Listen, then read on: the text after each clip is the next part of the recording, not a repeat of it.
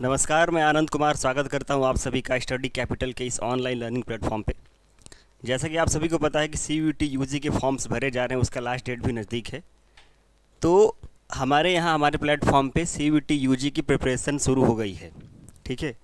और आज की क्लास में हम क्या करेंगे, एक PYQ सॉल्व करेंगे इंग्लिश सब्जेक्ट का, जो आपका लैंग्वेज वाला पोर्सन होता है। उसमें आज हम क्या करेंगे, उसमें एक PYQ सॉल्व करेंगे, जिससे आपको ये आइडिया लग जाएगा कि क्वेश्चन किस टाइप के पूछे जाते हैं, ठीक है। और क्लास शुरू करने से पहले कुछ एक दो जानकारी मैं आप लोगों को बता दे रहा हूँ। जैसा कि आपको पता होगा कि यूट्यूब पे हमारी क्लासेस शुरू होने वाली है, और इसके अलावा हमारा जो पेड बैच है वो भी हमारा क्लास आपका शुरू होने वाला है। और अगर आप इससे जुड़ना चाहते हैं तो आप हमारा स्टडी कैपिटल का एप्लीकेशन डाउनलोड कर सकते हैं गूगल प्ले स्टोर से।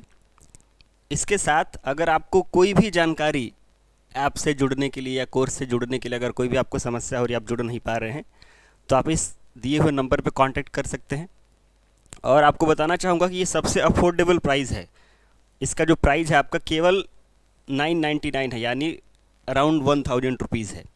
तो अगर आप हमारे पेड बैच से जुड़ना चाहते हैं, मतलब एक सिस्टमेटिक तरीके से क्लासेस लेना चाहते हैं, जहाँ पे आपको क्लासेस आपको दी जाएंगी रेगुलरली, आपके टेस्ट सीरीज़ प्रोवाइड कराए जाएंगे, और आपके जो डाउट सेशन है ये भी आपको प्रोवाइड कराया जाता है इसमें। तो अगर आप हमारे क्लास से जुड़ना चाहते हैं तो आप ये वाला एप्लीकेशन डाउनलोड कर सकते हैं, स्टडी कैपिटल के नाम से होगा। अगर कोई आपको समस्या आती है तो आप इस नंबर पे 9336257345 इस पर कॉन्टैक्ट कर सकते हैं, और आप हमारा ऐप डाउनलोड कर सकते हैं, कोर्स परचेज़ कर सकते हैं, ठीक है। अभी हम बढ़ते हैं जो हमारा क्लास है, यानी जो हम PYQ जो आपको सॉल्व करवाने वाले हैं उस पर। आपको पता होगा कि आपके जो क्वेश्चंस होते हैं उसमें सबसे अधिकांश जो प्रश्न पूछे जाते हैं वो आपका होता है कॉम्प्रिहेंशन से। वो आपका किससे पूछा जाता है? वो आपका पूछा जाता है कॉम्प्रिहेंशन से। लगभग 50 क्वेश्चन आपके पूछे जाते हैं, मतलब अगर टोटल 50 क्वेश्चन पूछे जाते हैं तो उसमें लगभग 15 से 18 जो क्वेश्चन आपके होते हैं वो आपके किससे पूछे जाते हैं? कॉम्प्रिहेंशन से पूछे जाते हैं। कॉम्प्रिहेंशन का मतलब ये होता है कि आप किसी भी सेंटेंस को, चाहे वो किसी भी लैंग्वेज का हो, आप उसको पढ़ के क्या उसका अर्थ समझ पा रहे हैं या नहीं, ठीक है। तो आपको क्या किया आपके सामने एक पैराग्राफ होता है, लगभग 100 या 150 वर्ड का पैराग्राफ होता है, उसको आपको पढ़ना होता है, और उसी पैराग्राफ से रिलेटेड क्या होता है कि आपसे प्रश्न पूछे जाते हैं, और ये आइडिया उससे लगाया जा सकता है कि आप उस लैंग्वेज को समझ पा रहे हैं या नहीं। 3 पैराग्राफ या 3 कॉम्प्रिहेंशन के मतलब पार्ट्स होते हैं, लगभग 6 क्वेश्चन पूछे जाते हैं। तो आपके टोटल कितने हो जाते हैं? आपके टोटल 18 क्वेश्चन हो जाते हैं। तो ये सबसे पहला जो पैराग्राफ है आपका, या कह सकते हैं कि कॉम्प्रिहेंशन वाला जो पार्ट है, ये आपका है क्वेश्चन नंबर 1 से लेकर 6 तक। एक बार हम पैराग्राफ पढ़ लेते हैं यानी ये कॉम्प्रिहेंशन का जो पार्ट है इसको एक बार पढ़ लेते हैं, और उसके बाद इससे जो रिलेटेड क्वेश्चंस है इसको हम सॉल्व करेंगे। जब कभी भी आप एग्ज़ाम में क्वेश्चन सॉल्व करते हैं तो बेहतर ये होता है कि आप सबसे पहले एक बार प्रश्नों पर निगाह डाल लें। तो जब आप एक बार क्वेश्चन पढ़ लिए होते हैं और उसके बाद जब आप पैराग्राफ को पढ़ते हैं तो आपको आइडिया लग जाता है कि हाँ, ये वाला प्रश्न में ये पॉइंट पूछा गया था और ये हमको इस लाइन में यहाँ पे मिल रहा है।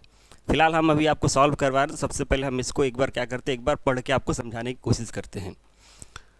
और ये आपका पैराग्राफ इस प्रकार है। There is a lovely story of a tree and a little boy. एक बहुत ही प्यारी कहानी है एक पेड़ और एक छोटे बच्चे के बारे में, छोटे लड़के के बारे में। Who used to play in the shade, who used to play in its shade. जो छोटा लड़का उस पेड़ के छाँव में किया करता था, खेला करता था। दे हैड बिकम फ्रेंड्स, वो मित्र बन गए थे। One day the boy sat leaning against the trunk of the tree. एक दिन लड़का उस पेड़ के शाखा के पास झुक के खड़ा था, सैट या बैठा था। क्राइंग, और वो क्या कर रहा था? रो रहा था। He was hungry because he was hungry, क्योंकि वो भूखा था। Eat my fruit said the kind tree. जो दयालु पेड़ था वो क्या बोला कि मेरे फल खाओ। Bending down one of its branches, यानी अपनी एक शाखा को झुकाते हुए कहता है कि तुम क्या कर लो, मेरे फल खाओ। The boy eight fruit and was happy. लड़का जो क्या करता है वो फल खाता है और वो खुश था। Then the boy grew up. अब लड़का क्या हो गया? बड़ा हो गया। One day he sat under the tree with an anxious look on his face. एक दिन वो पेड़ के नीचे बैठा था और वो चिंतित प्रतीत हो रहा था। With an anxious look on his face. What is the matter asked the tree. पेड़ पूछता है कि क्या बात है। I am going to marry and I want a house to live in. मैं विवाह करने जा रहा हूँ और मुझे रहने के लिए एक घर चाहिए, सेड द यंग मैन। और उस नौजवान लड़के ने, जो छोटा लड़का जो कि अब क्या हो गया था, एक बड़ा व्यक्ति बन गया था, एक मतलब वयस्क बन गया था, उसने कहा कि मैं विवाह करने वाला हूँ और मुझे क्या चाहिए, घर चाहिए। Cut down my branches and build your house said the tree. अब इसके बाद जो पेड़ कहता है कि तुम मेरे शाखाओं को काटो और एक घर बनाओ। The young man built a house. उस नौजवान व्यक्ति ने घर बनाया। With the branches of the tree, यानी जो पेड़ की शाखाएं थी उनसे उसने घर बनाया। Then the young man became a sailor. उसके बाद जो नौजवान लड़का था वो क्या बन जाता है, एक सेलर बन जाता है। सेलर का मतलब नाविक। One day he sat under the tree. एक दिन वो पेड़ के नीचे बैठा। With a worried look. दोबारा वो चिंतित था। What is the matter asked the tree. पेड़ पूछता है कि क्या बात है। माई captain is a cruel fellow. और जो लड़का था, यानी जो अब बड़ा व्यक्ति बन गया था, वो कहता है कि मेरा जो कैप्टन है वो क्या है, क्रूएल फेलो है, मतलब निर्दयी व्यक्ति है। आई want a ship of my own. मैं अपना खुद का एक जहाज चाहता हूँ। सेड द सेलर, यानी उस नाविक ने कहा। Cut down my trunk and build a ship. दोबारा से पेड़ उसको कहता है कि तुम मेरी शाखाओं को काटो और एक जहाज बनाओ, यानी एक नाव बनाओ। The sailor lost his ship and return home as a helpless old man. उसके बाद क्या होता है, कुछ दिनों बाद वो व्यक्ति नाव लेके गया होगा और अपनी नाव क्या कर देता है, वो खो देता है और वो एक असहाय बूढ़े व्यक्ति के रूप में वापस आता है। On a cold winter's day, एक ठंड के का दिन था। He stood where the tree once was. वो उसी जगह पे खड़ा था जहाँ पे एक बार पेड़ था। Leaning on his stick and trembling with cold. और अपनी एक छड़ी के सहारे झुक के खड़ा था और ठंड के मारे कांप रहा था। Make a fire of me. और वो पेड़ कहता है कि मुझे जला के तुम क्या करो, आग जलाओ। Make a fire of me, मुझसे आग जलाओ। And warm your self said stump of the tree. यानी पेड़ का जो बचा हुआ हिस्सा था, जो स्टम्प था, उसने बोला कि तुम क्या करो, मुझे जलाओ और अपने आप को गर्म कर लो। The stump of the unselfish tree burned the fire. और जो अनसेल्फिश यानी जो पेड़ था, उसने क्या किया, उसने अपने स्टम्प को जलाया और सॉफ्टली हमिंग अ ट्यून। और उसके साथ वो क्या कर रहा था, एक धुन गा रहा था, मतलब एक उसमें से एक मधुर आवाज़ आ रही थी जब पेड़ जल रहा था। तो ये आपके पास पैराग्राफ था जिसको आप पढ़ेंगे सबसे पहले, या और उसके बाद आपको इसी पैराग्राफ से रिलेटेड आपको क्वेश्चन पूछे जाएंगे और वो आपको आंसर देना होगा। एक आपको ध्यान देने वाली बात यह है कि यहाँ पे जैसे मान लीजिए इस चीज़ को मैं हिंदी में आपको एक्सप्लेन कर रहा हूँ, तो जब आप पैराग्राफ पढ़ेंगे तो वहाँ पे तो इसका हिंदी नहीं दिया होगा, तो आपको अपना जो अंडरस्टैंडिंग है, कॉम्प्रिहेंशन, उसको इम्प्रूव करना होगा। अब हम क्वेश्चंस देखते हैं। अगर आप इसका मीनिंग यहाँ तक समझ लिए हैं तो हम देखते हैं कि इनके प्रश्न किस प्रकार के हैं। और ये आपका पहला क्वेश्चन है। क्वेश्चन नंबर 1 से लेकर 6 तक आपके सामने जितने भी प्रश्न दिखेंगे वो आपका इसी पैराग्राफ से रिलेटेड है। यहाँ पे क्या करना है, you have to match list 1 with list 2। यहाँ पे जो आपका लिस्ट 1 है, इसको लिस्ट 2 को, यानी उसका जो सिमिलर मीनिंग या जो सेंटेंस एक दूसरे से पेयर कर रहा हो, उसको आपको क्या करना, मैच करना है। सबसे पहला, द बॉय वॉज क्राइंग। लड़का रो रहा था। What was the reason the boy was crying? Because he was hungry. और जितने भी मैच द फॉलोइंग या मैचिंग के क्वेश्चंस आपको आते हैं, उसमें जैसे मान लीजिए 4 ऑप्शन आपके पास दिए गए हैं और उसमें से आपको नहीं पता है कि चारों, जैसे मान लीजिए आपको केवल 2 पता है कि पहले वाले का इससे होगा और दूसरे वाले का इससे होगा, बाकी के 2 आपको नहीं पता है। उस कंडीशन में भी जो आपका मैक्सिमम आंसर होता है वो क्या होता है, आपका सही होता है। जैसे मान लीजिए हमको पता है कि सेंटेंस के शुरुआत में ही, जैसे अगर आप यहाँ देखेंगे तो द बॉय वॉज क्राइंग, ठीक है, the boy set leaning against the trunk of the tree crying, और ही वॉज हंग्री, यहीं पे आपको मिल गया ही वॉज हंग्री। तो आपको पता है कि जो पहले वाला है इसका आपका कौन सा होगा, तीसरा होगा। आप सबसे पहले फाइंड करिए कि क्या इसमें पहला वाला तीसरा है कहीं पे, बिल्कुल यहाँ पे है। तो यही वाला आपका answer most cases of the case में क्या होगा, सही होगा। बाकी के ऑप्शंस भी आप एक बार मिला लेते हैं। B, the young man was anxious तो to marry and wanted a house of his own. Then आपका C, the sailor was worried and wanted a ship of his own. The stump of the beautiful kind and the selfish burnt in the fire. तो आप देख पा रहे होंगे कि अगर आपको एक या दो ऑप्शन भी समझ में आ जा रहा है और आप उसको आइडेंटिफाई कर पा रहे हैं तो आप आंसर आसानी से फाइंड कर सकते हैं मैच द फॉलोइंग के केसेस में। नेक्स्ट क्वेश्चन है आपका, the two protagonist of the story are. सबसे पहले प्रोटैगनिस्ट का मतलब क्या होता है, प्रोटैगनिस्ट का मतलब होता है मेन कैरेक्टर। तो जो कहानी में जो आपके मेन कैरेक्टर से दो प्रोटैगनिस्ट है वो क्या है, उनका नेचर क्या है, यहाँ पे चार ऑप्शन आपके पास है। बोथ आर इनोसेंट एंड नेव, ठीक है, दोनों ही जो है वो बिल्कुल इनोसेंट है, बिल्कुल चालाक नहीं है, ऐसा है क्या, इसको फिलहाल के लिए इस पर रहते हैं। One is intelligent and other a fool, उसमें से एक है वो क्या है, इंटेलिजेंट है और दूसरा जो है वो क्या है, फूल है, दूसरा क्या है आपका मूर्ख है। बोथ कनिंग एंड सेल्फिश, दोनों कनिंग और सेल्फिश हैं क्या, नहीं होगा। One of them is demanding, उनमें से एक जो है वो हमेशा चीज़ों को डिमांडिंग है, हमेशा मतलब कुछ ना कुछ मांगता रहता है। एंड ग्रीडी, और वो क्या है आपका लालची है, जो कि क्या था आपका मैन था। And the other is always generous, और जो दूसरा व्यक्ति है या दूसरा जो कैरेक्टर है वो क्या है, उदार है, सेंसिटिव है एंड सपोर्टिव है, और वो क्या करता है, मदद करने वाला है। तो ये आपका क्या हो जाएगा, ये आपका हो जाएगा पेड़, ठीक है। तो सबसे जो अप्रोप्रिएट आंसर होगा वो आपका क्या हो जाएगा, डी वाला होगा, ठीक है। तो आप समझ पा रहे हैं कि अगर आप कहानी अच्छे से समझ पाए हैं तो आपको आंसर देने में कोई भी समस्या नहीं होगी। थर्ड आपका क्वेश्चन है, how were the trees and the little boy related to each other. Again आपका दोनों, ये भी जो आपका क्वेश्चन है जो थर्ड वाला, ये आपका रिलेटेड है उनके कैरेक्टर्स, जो आपका कहानी में दो कैरेक्टर्स है उनसे रिलेटेड है ये, कि जो पेड़ है और जो छोटा लड़का है वो एक दूसरे से कैसे रिलेटेड है, यानी उनके बीच में किस टाइप का रिलेशन है। दे वेर क्लोज कंटेंडर, कंटेंडर का मतलब होता है प्रतिद्वंदी, यानी एक दूसरे से क्या प्रतिस्पर्धा करने वाला, एक दूसरे के competitor. They were close contender in their race to survive, वो एक दूसरे को अपने जीवन यापन करने के लिए, सर्वाइव करने के लिए एक दूसरे के प्रतिद्वंदी थे, ऐसा क्या था, ऐसा था क्या। They were very close friends due to their very long association, उनके बीच में काफ़ी लंबा एसोसिएशन था, काफ़ी लंबे समय से वो एक दूसरे को जानते थे, तो उस हिसाब से वो दोनों एक दूसरे के क्या हो गए थे, मित्र हो गए थे। दे वेर कलीग्स, वो साथ में काम करते थे।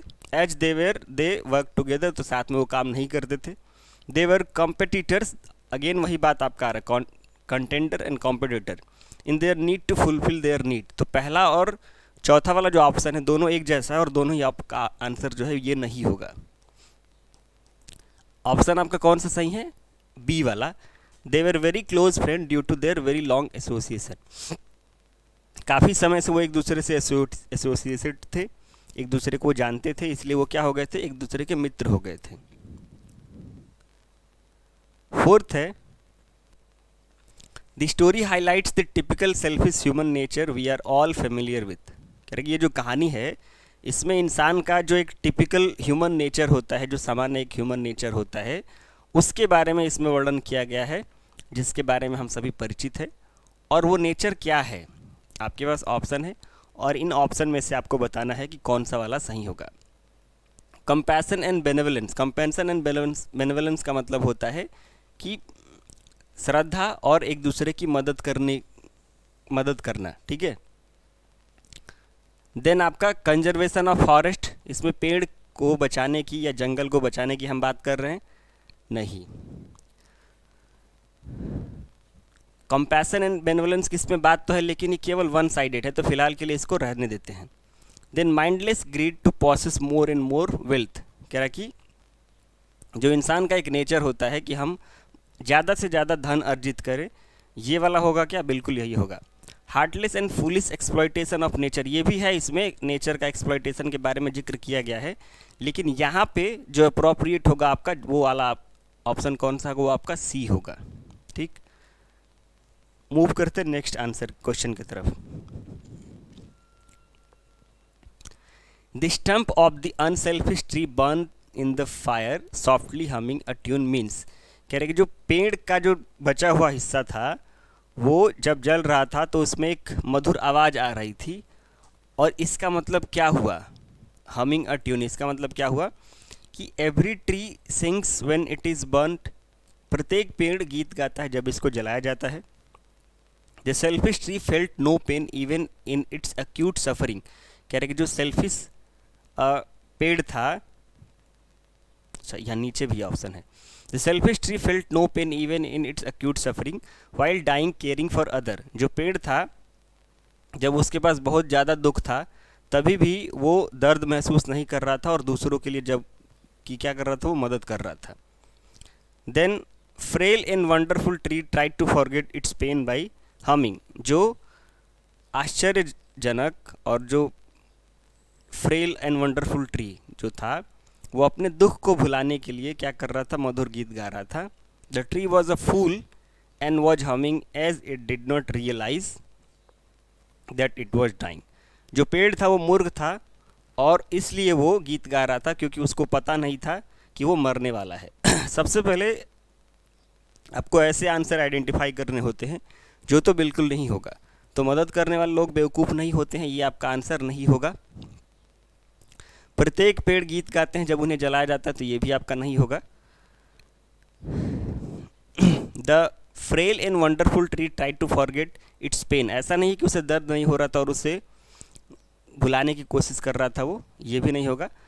वो दूसरों की मदद करते हुए गीत गा रहा था और अपने आप को क्या कर रहा था, जला रहा था। तो आपका कौन सा वाला ऑप्शन सही होगा, बी।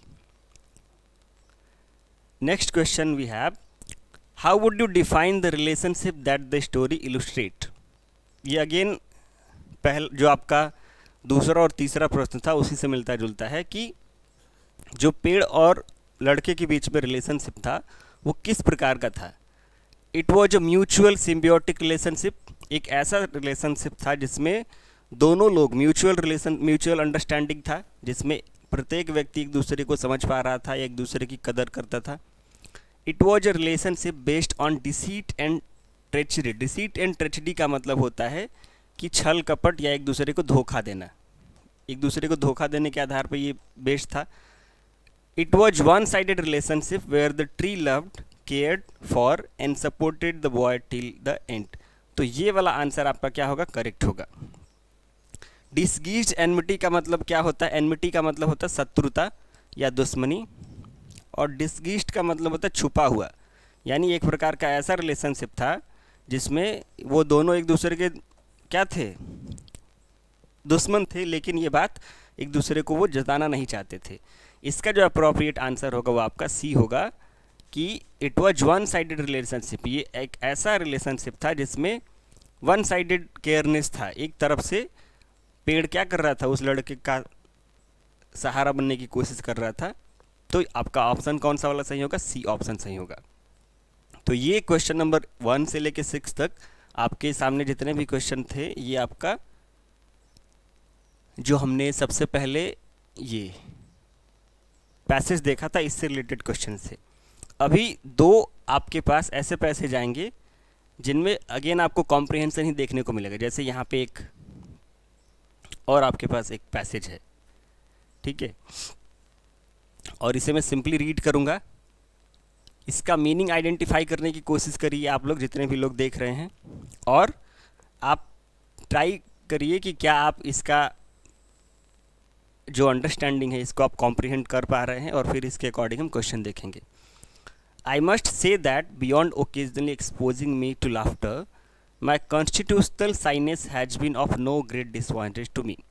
इसमें ऑथर कहते हैं कि मुझे ये कहना चाहिए, मुझे ये अवश्य कहना चाहिए कि कभी कभी मैं अपने आप को क्या करता हूँ, मैं कभी कभी हंसता हूँ, और इसके अलावा जो मेरा कॉन्स्टिट्यूशनल साइनेस है, मतलब जानबूझ के जो चुप रहने की आदत है, has been of no great disadvantage to me, इससे मुझे बहुत ज़्यादा घाटा नहीं हुआ है। In fact I can see that one on the contrary it has been all to my advantage. फिर लेखक कहते हैं कि इसके विपरीत, ठीक है, या in on the contrary it has been all to my advantage. कह रहे कि इसके विपरीत क्या है, ये हमेशा मेरे लिए क्या रहा है, फ़ायदेमंद रहा है। माई हेजिटेंसी, हेजिटेंसी का मतलब कि हिचकिचाहट या बोलने से पहले ज़्यादा सोचना। विच वॉज वंस एन एनॉयंस, जो एक बार क्या था, एक एनॉयंस था, जो एक बार समस्या का कारण था। इज़ नाउ अ प्लेजर, अब वो क्या बन गया है, एक आनंद का विषय बन गया है।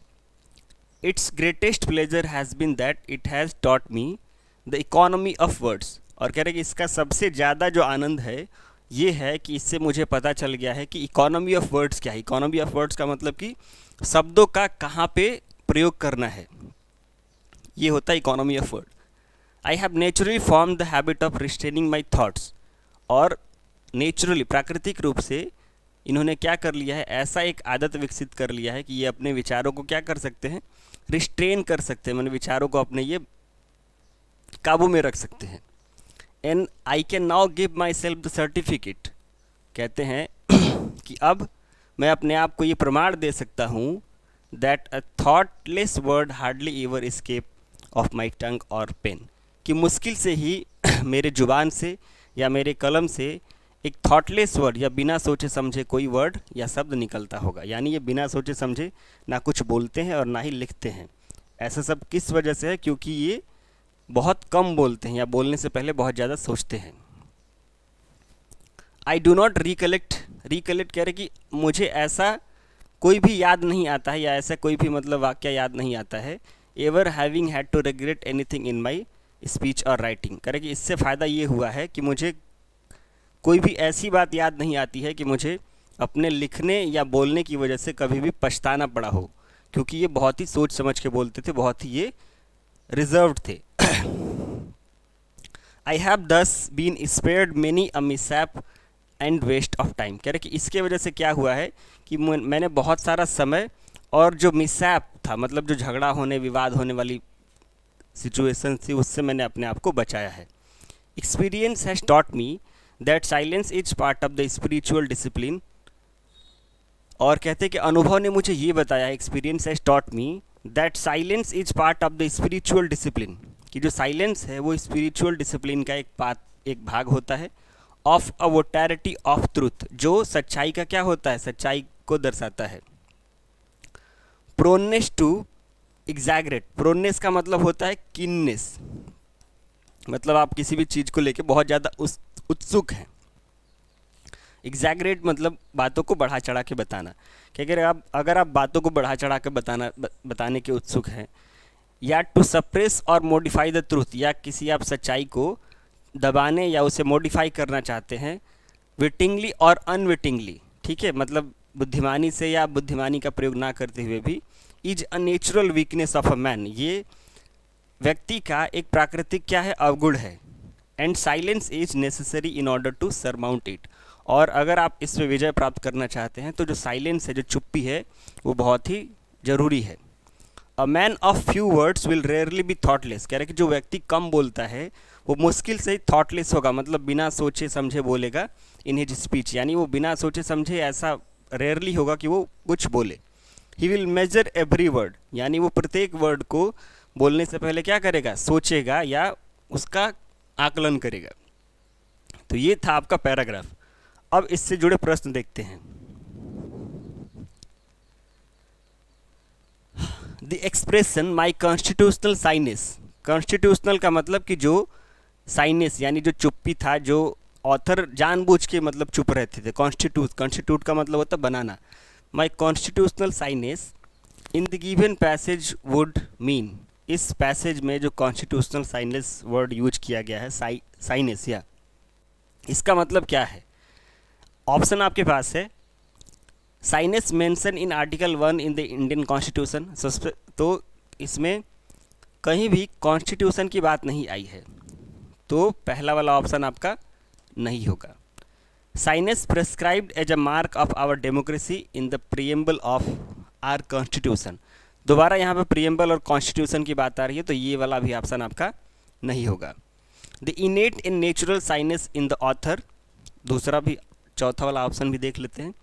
The shyness that the author pretends to derive some evil advantages, कह रहा है कि वो साइनेस या वो चुप्पी जिससे ऑथर बचते हैं, to derive some evil advantage in, जिससे उनको क्या मिले, कुछ खराब एडवांटेज, मतलब उससे वो ऐसा मतलब उनको एडवांटेज मिले जो कि मोरली करेक्ट नहीं हो।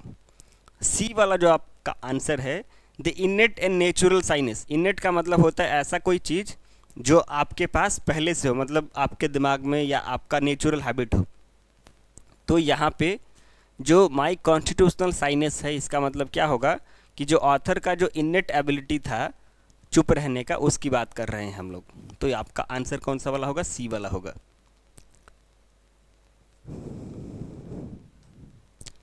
नेक्स्ट क्वेश्चन है आपका, the author as a matured individual believes that his shy nature brought him, कह रहे कि जो ऑथर थे एक मैच्योर्ड इंडिविजुअल, मतलब जब वो बड़े हो गए, एक समझदार इंसान जब हो गए, उनका ये मानना था कि जो साई है, साई नेचर यानी जो चुप रहना है, उससे उनको क्या मिला है, great advantage in life, okay, unmatched joy and enchantment in life, disadvantage while performing rituals, media coverage. सबसे पहले तो मीडिया कवरेज, इसमें कहीं भी वर्ड ये नहीं आया है।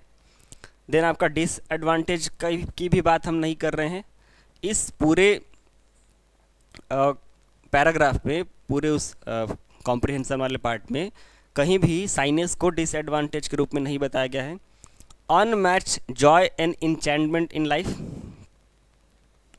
तो जो आपका अनमैच्ड जॉय की बात कर रहे हैं हम, वो भी नहीं, इसमें जॉय की बात नहीं है, बट इनको इससे बहुत ज़्यादा एडवांटेज मिला है। अगर आप देखेंगे तो पैराग्राफ के शुरुआती पार्ट्स में ही आपको मिलेगा कि shyness has been of no great disadvantage to me, यानी इससे इनको घाटा नहीं हुआ है। और घाटा नहीं हुआ इसका मतलब कि इनको क्या हुआ है, इससे इनको फ़ायदा हुआ है, यानी ग्रेट एडवांटेज इन लाइफ। तो आपका 8 जो ऑप्शन है, क्वेश्चन है, इसका कौन सा वाला आंसर सही होगा, ए वाला होगा। Then we have the author due to his shy nature, author उनके साई नेचर यानी उनके चुप रहने का जो स्वभाव था, कम बोलने का जो स्वभाव था, उससे क्या होता है, यहाँ पे फिल इन द ब्लैंक है, तो यहाँ पे क्या इसमें से ऑप्शन हम पुट कर सकते हैं और जो अप्रोप्रिएट हो। Would aggressively attack and every crowd around him, उनके आसपास जितनी भी भीड़ होती थी वो उसको क्या कर देते थे, अटैक कर देते थे, तो ये नहीं होगा। Work hard to hide his stammer, जो उनकी हकलाने की आदत थी उसको छुपाने के लिए वो बहुत कठिन परिश्रम करते थे, तो इसमें हकलाने का कहीं पे जिक्र नहीं था। Naturally form the habit of restraining his thought, बिल्कुल, तो जो उनका साइनेस यानी जो चुप रहने का नेचर था, उससे उनको ये फ़ायदा हुआ कि वो एक स्वाभाविक रूप से, प्राकृतिक रूप से अपनी जो विचार थे उनको रिस्ट्रेन करने का, उन पे काबू पाने का उनको आदत हो गया था। तो ऑप्शन आपका कौन सा वाला, सी वाला ऑप्शन सही होगा। एसेटिक का मतलब क्या होता है कि साधु, मतलब आपको जीवन के जो जितने भी सुख और मोह माया है उनसे आपका वास्ता नहीं रहता है, तो आप एसेटिक हो जाते हैं, तो वो एसेटिक नहीं थे। तो ऑप्शन आपका कौन सा सही होगा, आपका सी होगा। Then we have the author claims that, author claim करते हैं, और यहाँ पे 4 स्टेटमेंट दिया गया है, 4 सेंटेंस दिया गया है, और उसमें आपको बताना है कि कौन सा वाला सही होगा। ऑथर क्या क्लेम करते हैं, he has rarely even spoken a thoughtless word due to his shy nature. तो ये बिल्कुल, ये पूरा का पूरा पैराग्राफ आप अगर सेंटेंस, ये जो आपका स्टेटमेंट है, ये अगर आप पैराग्राफ में फाइंड करेंगे तो आपको मिल जाएगा, और यही वाला answer most of the cases में मुझे सही लग रहा है। ही always speak without thinking because he is Sai, वो हमेशा बोलते हैं बिना सोचे क्योंकि वो साई हैं, नहीं। Shy as a shy individual he has become prone to nightmares, उन्हें जब साई वो हैं यानी कम बोलते हैं, इस वजह से उनको रात में बुरे सपने आते हैं, नाइट मेयर्स आते हैं, तो ये नहीं होगा आपका। His shy nature help him becoming great cricket player, और ना बोलने या कम बोलने की आदत से उनको एक बहुत ही अच्छा क्रिकेट प्लेयर बनने में मदद मिली, तो ये भी आपका आंसर नहीं होगा, यानी आपका आंसर आपका क्या कौन सा होगा, पहला होगा। Next we have experience has taught the author that, तो ये भी आपका उस कॉम्प्रिहेंशन वाले पार्ट में ये पूरा का पूरा ये पैरा इसी के जैसा एकदम सेम सेंटेंस से आया था कि experience has taught the author. तो एक्सपीरियंस जो था ऑथर का, उससे उनको क्या सीख मिला था? Silence is better than laughter to stay fit. इसमें फिट रहने की बात नहीं आई है कहीं भी, तो ये वाला ऑप्शन आपका नहीं होगा। Silence is part of the spiritual discipline, तो यही वाला ऑप्शन आपका क्या होगा? सही होगा। और अगर आप पैराग्राफ पढ़ेंगे तो सबसे पहले नीचे ही है ये कि ये रहा आपका that silence is a part of the spiritual discipline, तो ये आपका यहां से था।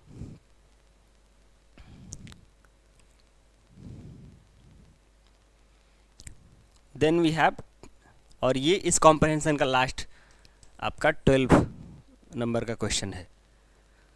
इसमें आपसे पूछा जा रहा है कि match list 1 with list 2। A man of few words will, एक कम बोलने वाला जो व्यक्ति होता है वो क्या करेगा? Rarely be thoughtless in his speech. तो हम देखते हैं कि ए का पहला इसमें कहाँ पे है? यहाँ पे है।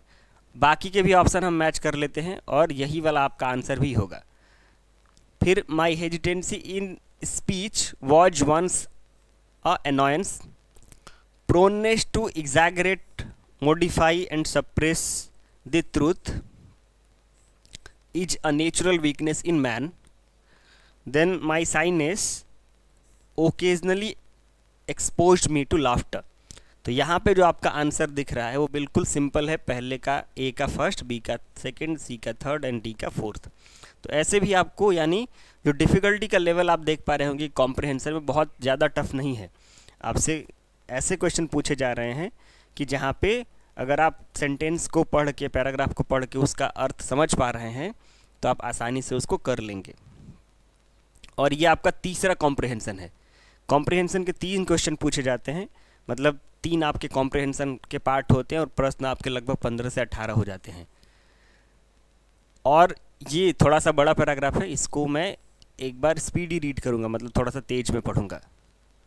और unhappiness and discontent spring not only from party. कह रहे हैं कि जो अनहैप्पीनेस और स्प्रिंग है वो केवल गरीबी से ही नहीं मतलब उपजती है। Man is a strange creature fundamentally different from other animals. जो आदमी है वो एक अजीब प्राणी है जो मूलभूत रूप से फंडामेंटली दूसरे क्रिएचर से, दूसरे प्राणियों से अलग है। He has far horizons, invincible hopes, creative energy and spiritual powers. कह रहे कि जो इंसान है इसके पास बहुत, हॉरिजॉन्स का मतलब क्षितिज होता है, और भी दूसरे वर्ड से आपका इनविंसिबल होप्स, इनविंसिबल का मतलब होता है अजय, जिस पे कभी भी विजय नहीं प्राप्त किया जा सके। तो man has for horizons, invincible hopes, creative energy and spiritual powers if they are left. यदि ये यहाँ पे जो क्वालिटीज मेंशन की गई है, for horizons, invincible hopes, creative energy and spiritual powers, if they are left undeveloped, यदि इनको आप अनडेवलप छोड़ देते हैं, एंड अनसेटिस्फाइड, और इन्हें अनसेटिस्फाइड आप छोड़ देते हैं, he may have all the comforts which wealth can give. तो व्यक्ति के पास, इंसान के पास वो सारे सुख हो सकते हैं जो उसे पैसे से प्राप्त हो सकता है, धन से प्राप्त हो सकता है, but will still feel that life is not worth while. लेकिन फिर भी उसे ऐसा महसूस होगा कि जो जीवन है वो वर्थ वाइल नहीं है, मतलब जीवन का कोई वैल्यू नहीं है, जीवन का कोई मूल्य नहीं है। द ग्रेट ह्यूमनिस्ट राइटर्स, कह रहे कि जो महान मानवतावादी लेखक हैं, मैंने ऐसे लेखक जिन्होंने अपने लेखनी में, अपने किताबों में, अपने नॉवेल्स में इंसानों के बारे में, ह्यूमन सिविलाइजेशन के बारे में लिखा है, जैसे कि सॉ एंड वेल्स, ये 2 ऑथर्स के नाम हैं, Arnold Bennett and Galsworthy, who are regarded as the prophets of dawn. Prophet का मतलब होता है पैगंबर, डॉन का मतलब होता है उदय, यानी जब कभी भी अच्छे समय या अच्छे दिनों की शुरुआत होती है तो डॉन का मतलब एक तो आपका सुबह हो गया, और यहाँ पे मेटाफोरिकली रूप में यूज किया गया at the dawn. Expose the foibles, inconsistent and weakness of modern life. तो इन्होंने जो मॉडर्न जीवन है, जो आधुनिक जीवन है, इसकी कमियों को क्या किया? एक्सपोज किया है, बताया है। But they ignore the deeper currents and sometime misrepresent them. कह रहे कि लेकिन इन्होंने उस बात को गहराई से नहीं एक्सप्लेन किया है और कभी कभी तो इसे मिस रिप्रेजेंट किया है, यानी गलत तरीके से लोगों के सामने पेश किया है चीज़ों को, तथ्यों को। At any rate they give nothing in their place, कह रहा है कि किसी भी हाल में इन्होंने अपने स्थान से या अपनी तरफ से कुछ भी नहीं बताया है, मतलब ऐसा कुछ नहीं बताया है जो मानव सभ्यता के लिए उपयोगी हो।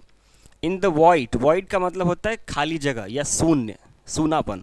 इन the void left by the removal of tradition, कह रहा है कि जो ट्रेडिशन, मोरालिटी, रिलीजन और इनके वजह से जो एक शून्य, ये खालीपन जो पैदा हुआ है, others are putting vague sentiment of race in power, और उस खाली जगह पे बाकी जो दूसरे लोग हैं वो रेस और पावर के जो वैग्यू सेंटिमेंट्स है, मतलब बिना अर्थ वाले जो सेंटिमेंट्स है, भावनाएं हैं, उनको उससे भर रहे हैं।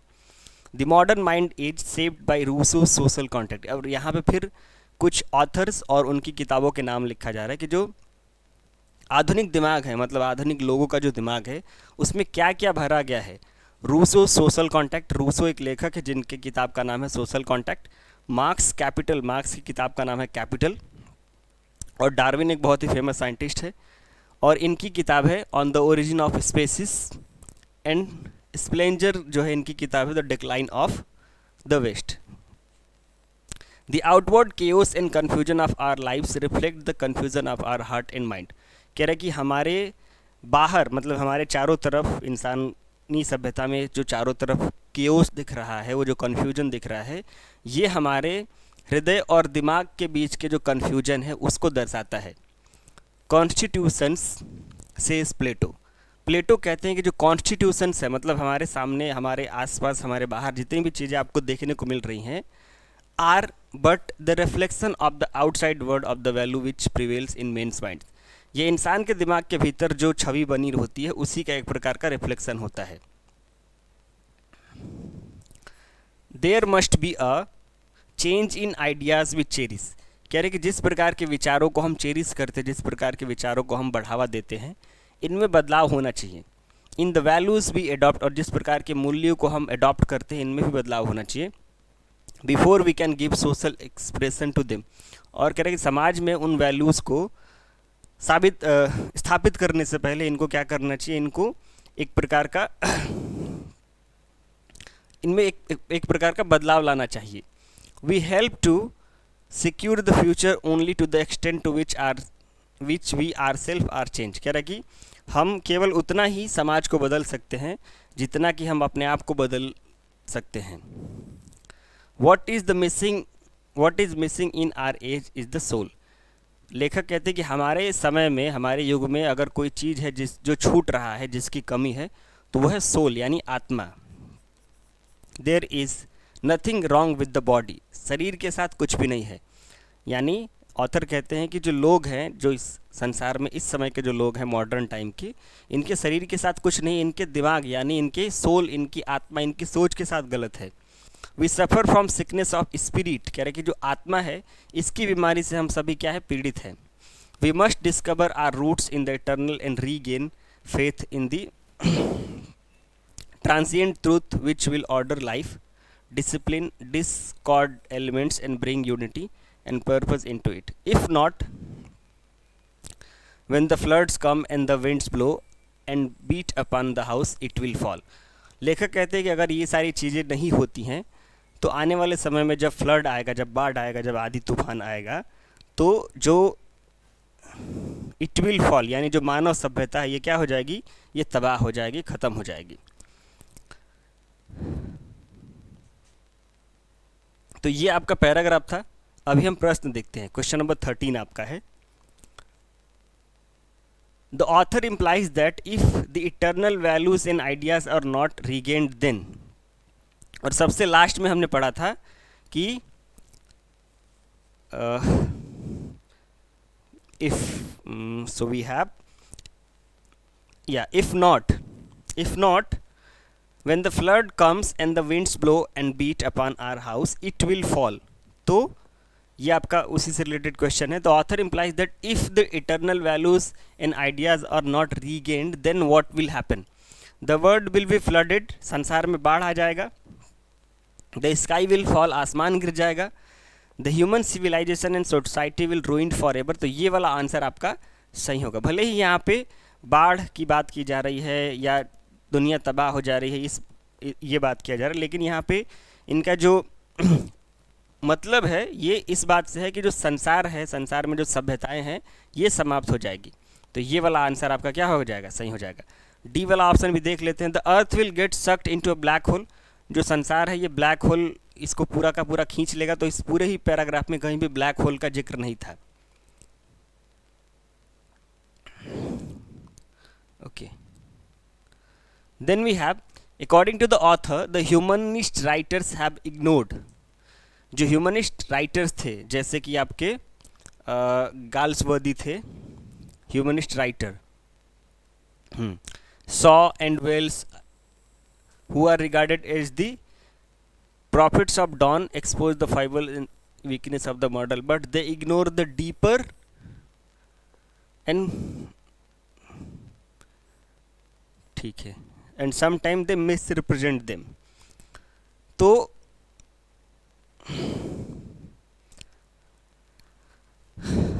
so according to the author the humanist writers have ignored। जो humanist writer है इन्होंने किस चीज़ को इग्नोर किया है? Religions and ritual. इसमें पैराग्राफ में आपको रिलीजन की बात नहीं की गई है, मटेरियल वेलफेयर की बात नहीं की गई है, स्पिरिचुअल एस्पेक्ट ऑफ लाइफ की बात की गई है कि जो स्पिरिचुअल एस्पेक्ट ऑफ लाइफ है जीवन का, जो स्पिरिचुअल या कह सकते हैं कि स्पिरिचुअल एस्पेक्ट है, इसको उन लोगों ने नहीं बताया है, इनके बारे में उन्होंने बात नहीं की है। According to the author how is the man different from the other animals. और पैराग्राफ के बिल्कुल शुरुआत में ही है कि जो व्यक्ति है वो एक अजीब प्राणी है और फंडामेंटली वो इंसानों जो दूसरे जानवर हैं उनसे अलग है, और अलग क्यों है ये यहाँ से पूछा जा रहा है। तो because of his unique power of speech, क्योंकि जो इंसान है इनके पास यूनिक पावर होती है बोलने की और यानी कम्युनिकेट करने की। ये अपने आपस में बहुत अच्छी तरीके से कम्युनिकेट करते हैं इंसान, इसलिए ये अलग है। बिल्कुल ये सामान्य रूप से तो हो सकता है, ये एक क्राइटेरिया हो सकता है कि इंसान जानवरों से इस बातचीत करने या इस स्पीच के आधार पे अलग है, लेकिन इस पैराग्राफ के आधार पे ये वाला ऑप्शन सही नहीं है। इन his hopes creative energy and spiritual power, ये वाला ऑप्शन आपका क्या होगा, सही हो जाएगा। पैराग्राफ के बिल्कुल शुरुआत में ही आपको देखने को मिलेगा कि लिखा गया है man is a strange creature fundamentally different from other animals, he has origins, invincible hopes, creative energies and spiritual powers। तो यहाँ से आपका ये ऑप्शन था, क्वेश्चन था। तो man is different from other animals because of his unique power of, sorry not unique power, in his hopes creative energies and spiritual powers. Next question we have according to the author unhappiness and discontent springs from. Unhappiness मतलब दुखी होना, discontent का मतलब होता है कि असंतोष। लेखक के हिसाब से जो व्यक्तियों का दुखी होना और असंतोष होना ये कहाँ से, इसकी वजह क्या है? स्प्रिंग का मतलब होता है वहाँ से उगना, तो मतलब इसका जड़ क्या है या क्या रीजन है? पावर्टी अलोन, पावर्टी नहीं है। इग्नोरेंस मतलब होता है, इग्नोरेंस का मतलब होता है अज्ञानता, क्या अज्ञानता कारण है? मेंटल टर्माइल, जो दिमागी रूप से जो इंसान मतलब कमज़ोर हो रहे हैं, ये रीजन है। सी वाला ऑप्शन आपका क्या होगा? Poverty along with the moral and spiritual degradation of the man. इस पूरे पैराग्राफ में स्पिरिचुअल नॉलेज या स्पिरिचुअल लर्निंग को बढ़ावा देने की बात की जा रही है। Then we have this is 17, ये आपका 17 क्वेश्चन है। अगेन यहाँ पे मैच करना है। आपके पास दो लिस्ट है और दोनों लिस्ट को आपको क्या करना है, मैच करना है एक दूसरे से। द स्ट्रेंज क्रिएचर मैन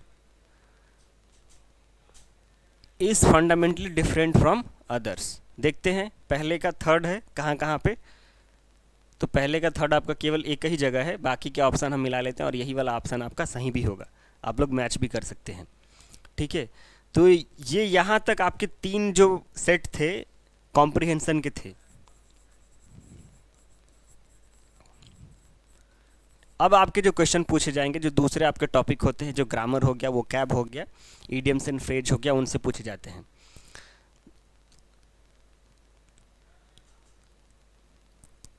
अच्छा 18 क्वेश्चन आपका है, ये लास्ट है, आई थिंक कॉम्प्रिहेंशन का ये लास्ट है। Despite enjoying all comforts that wealth can provide, man will still feel incomplete and unhappy if he is prevented from mingling in society, अगर उसे समाज में घुलने मिलने से रोका जाए। His hopes, creative energy and spiritual powers are unsatisfied, तो यही वाला ऑप्शन आपका क्या होगा, सही होगा। और यहाँ पे ये बिल्कुल आपका इसी से कॉपी पेस्ट की तरह आप समझ सकते हैं।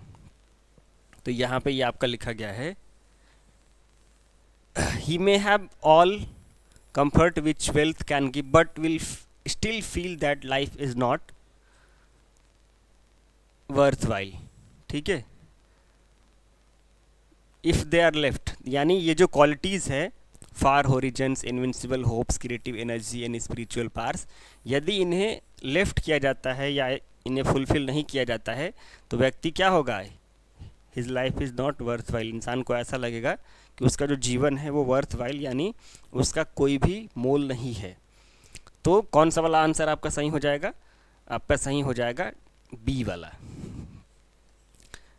बाकी के ऑप्शन भी देख लेते हैं। He is deserted by his friends, उसके मित्र उसे छोड़ देते हैं उस कंडीशन में, या फिर he had failed to enrol in central university in India, वो सेंट्रल यूनिवर्सिटी जो है इंडिया की उसमें अपने आप को एडमिशन लेने से क्या कर लेता है, मतलब चूक जाता है बिल्कुल। तो वो तो उदास नहीं होगा, लेकिन अगर आप जितने लोग भी ये क्लास देख पा रहे हैं और देखेंगे बाद में, अगर आप लोग सेंट्रल यूनिवर्सिटी ऑफ इंडिया में एडमिशन नहीं ले पाते हैं तो मुझे लगता है कि आप लोग के लिए ये समस्या होने वाली है। ठीक है, तो इसी के साथ मैं आपको एक बार फिर से बता देना चाहूँगा कि अगर आप हमारे बैच से जुड़ना चाहते हैं, ठीक है, यानी सिस्टमेटिक तरीके से अगर आप क्लासेस लेना चाहते हैं, टीचर से आप इंटरेक्ट होना चाहते हैं, आप अपने डाउट पूछना चाहते हैं, आप टेस्ट सीरीज करना चाहते हैं, मतलब किस टाइप के क्वेश्चन पूछे जाते हैं, ये आप मॉक टेस्ट लगाना चाहते हैं, तो इन सारी चीज़ों के लिए आपको क्या करना होगा, आपको केवल स्टडी कैपिटल, ये जो हमारा प्ले स्टोर पे एप्लीकेशन है इस नाम से, इसको आप डाउनलोड कर लीजिए। ठीक है, अगर आपको कोई समस्या होती है तो आपके यहाँ पे नंबर है 9336257345, इस पर आप कांटेक्ट कर सकते हैं। और बता देना चाहूँगा कि आपका जो एप्लीकेशन पे या जो आपका इसका टोटल फीस है ये केवल 9999 यानी लेस देन 1000 है। ठीक है, आप इसे 1000 मान लीजिए।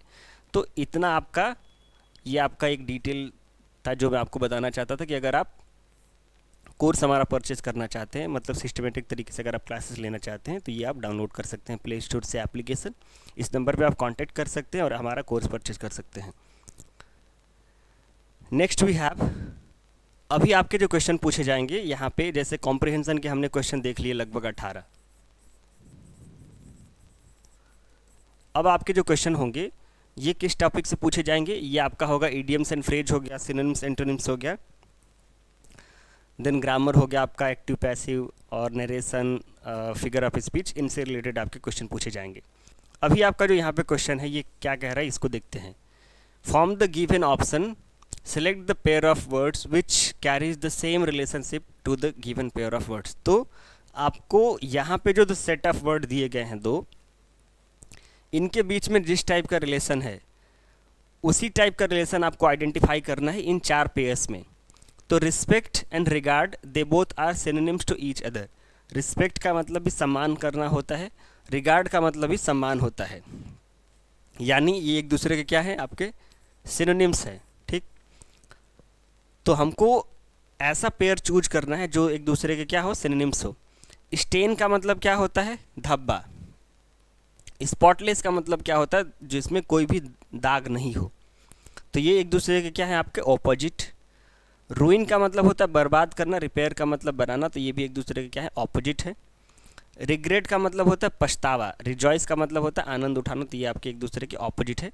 हमको क्या यहाँ पे रिलेशनशिप मिला था, सिनोनिम्स का। ठीक, तो आपका डिटेस्ट एंड डिस्पाइज, ये एक दूसरे के क्या है, आपके सिनोनिम्स है। इसका मतलब होता है किसी को हेट करना या किसी को नापसंद करना। ठीक है, तो आपका आंसर कौन सा होगा यहाँ पे, सी वाला होगा। तो जिस टाइप का रिलेशनशिप आपको यहाँ पे देखने को मिल रहा है इन दोनों सेंटेंस के बीच में, वो सिनोनिम्स का हो सकता है, एंटोनिम्स का हो सकता है। वही रिलेशनशिप आपको यहाँ पे जो 4 पेयर ऑफ वर्ड दिया गया है इनमें फाइंड करना है। Next we have dull and bright. तो ये एक दूसरे के यहाँ पे किस टाइप का रिलेशनशिप आपको देखने को मिल रहा है? ऑपोजिट। तो आपको वो वाला पेयर फाइंड करना है जहाँ पे दोनों वर्ड जो है, 2 पेयर ऑफ वर्ड्स है, इनमें आपका ऑपोजिट यानी एंटोनिम आपको पेयर चूज करना है। तो आप देख पा रहे हैं forsake and discard. Forsake and discard दोनों का मतलब होता है आपका छोड़ना या त्याग करना, छोड़ना या त्यागना। तो ये एक दूसरे के क्या है? आपके सिनोनिम्स है। Then we have lean and slender. Lean and slender दोनों का मतलब होता है दुबला पतला। ठीक है, जैसे आप लोगों में से कुछ लोग डाइट पे होते हैं क्योंकि आपको लीनिंग करना होता है, आपको अपना वजन कम करना होता है। स्लेंडर का मतलब ही दुबला पतला होता है। तो दोनों एक दूसरे के सिनोनिम्स है, ये नहीं होगा। Fragile and delicate. डेलिकेट का मतलब ही नाजुक होता है, फ्रेजाइल का मतलब ये ऐसी चीज़ जो थोड़ा सा आप अगर उस पर फोर्स लगाएंगे तो टूट जाएगी। तो ये दोनों आपके सिनोनिम्स है। हार्मनी का मतलब क्या होता है कि जैसे मान लीजिए 4-5 लोग हैं और उन लोगों के बीच में हार्मनी है। हार्मनी का मतलब कि उन दोनों के बीच में अच्छा खासा मेल जोल है। और डिस्कार्ड का मतलब होता है कि जब आप किसी के बातों से सहमत नहीं होते हैं, विवाद। तो हार्मनी एंड डिस्कार्ड ये एक दूसरे के क्या है? ऑपोजिट है। तो आपका आंसर कौन सा सही हो जाएगा? आपका आंसर हो जाएगा D. Next we have again आपका उसी टाइप का क्वेश्चन है, हैप्पीनेस एंड मिजरी। तो हैप्पीनेस एंड मिजरी एक दूसरे के क्या है? ऑपोजिट है। हैप्पीनेस का मतलब खुशी होता है, मिजरी का मतलब कि दयनीय स्थिति या खराब स्थिति। तो ये अगेन यहाँ पे एक दूसरे की ये क्या है? ऑपोजिट है। Violent and wild they are both synonyms. ठीक है, ये बहुत ही सिंपल वर्ड है। कंस्ट्रक्ट का मतलब होता है बनाना और डिसमेंटल का मतलब होता है कोई चीज़ अगर बनी हुई है तो उसको आप तोड़ना, उसको अलग अलग उसके पार्ट्स को डिसमेंटल करना, मतलब उसके पार्ट्स को अलग करना। Then we have deception and fraud. Deception and fraud they both are synonyms. And tranquility and quietness, इन दोनों का मतलब होता है शांति। तो यहाँ पे ऑपोजिट था और ऑपोजिट आपको कौन सा वाला दिख रहा है? B, construct and dismantle. Construct का मतलब जहाँ पे आपको होता है कि किसी भी चीज़ को आप बनाते हैं। डिसमेंटल का मतलब क्या होता है? चीज़ों को आप अगर कोई चीज़ बनी हुई है तो उसके पार्ट्स को आप अलग करते हैं, तो वो होता है dismantle. Then we have resolute and determined. Resolute और डिटरमाइंड दोनों का मतलब होता है दृढ़ संकल्पित। और दोनों ही ये क्या है? दोनों ही ये वर्ड एक दूसरे के सिनोनिम्स है। अपीस एंड फ्राइटन। अपीस का मतलब होता है किसी व्यक्ति को खुश करना और फ्राइटन का मतलब होता है डराना। Hinder and assist. तो यहाँ पे हमको क्या फाइंड करना था कि ये दोनों एक दूसरे के सिनोनिम्स है। तो ये यहाँ पे तो ऑपोजिट आपके मिले, ये आपका ऑपोजिट है। Then hinder and assist. Assist का मतलब होता है हेल्प करना, किसी की मदद करना। असिस्ट वर्ड आपका है, इसी से बना है आपका असिस्टेंट या असिस्टेंस। हिंडर का मतलब होता है बाधा डालना। तो ये अगेन आपका एक दूसरे के ऑपोजिट है।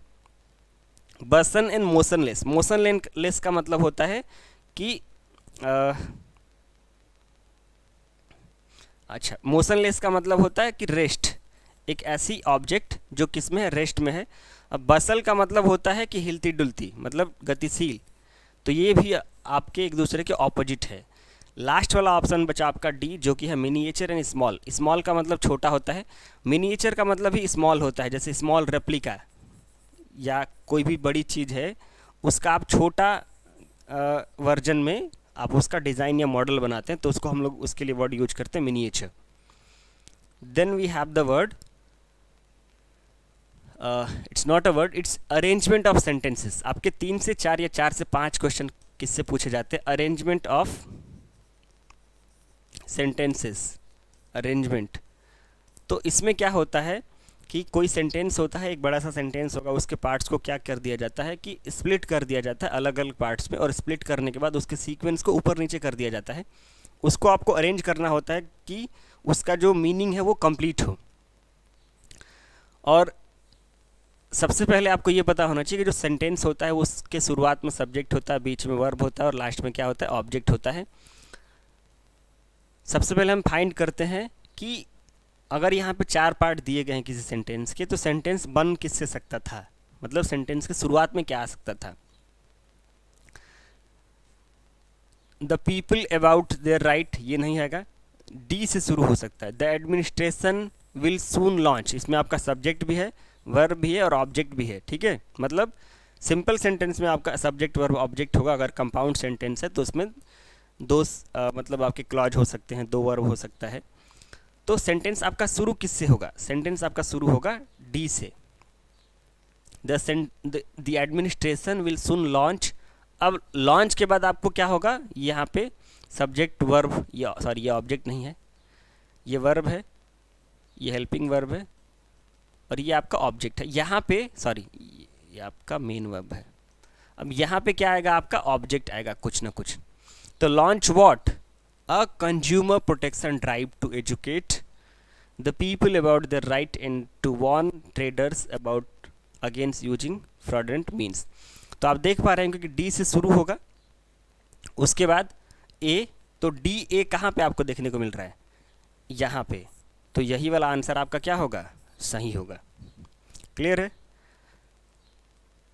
Then we have again rearrangement. अच्छा, रीअरेंजमेंट का ये भी क्वेश्चन है आपका। Rearrange the given group of words to make a meaningful sentence. यहाँ पे आपको सेंटेंस को रीअरेंज करना है और इसको एक मीनिंगफुल सेंटेंस बनाना है। तो जब कभी भी आप कोई बुक परचेस करते हैं, आपने अगर कोई किताब परचेस किया होगा, तो किताब की शुरुआत के कुछ पेजेस में एक लीगल नोटिस होता है कि इस किताब के पार्ट्स में, इस किताब का जो कंटेंट है, इसे आप रिप्रोड्यूस नहीं कर सकते या दोबारा से कोई दूसरा व्यक्ति इसे अपना बता के इसे प्रिंट नहीं कर सकता।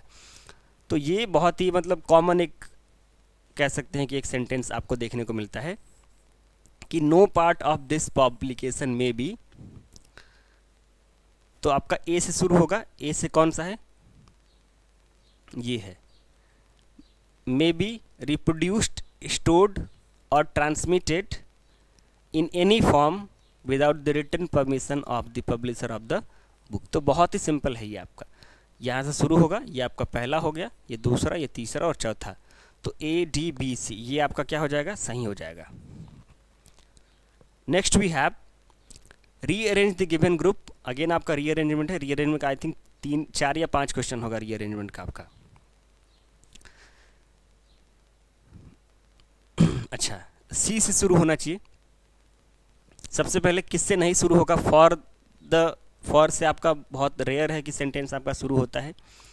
एंड कंजक्शन है तो आपका बी से नहीं शुरू होगा, जैसे मान लीजिए ये आपका होगा ही नहीं, सी से नहीं होगा। तो आपका किससे शुरू हो सकता है, आपका सी से, sorry, if all the nation, C से हो सकता है, ठीक है।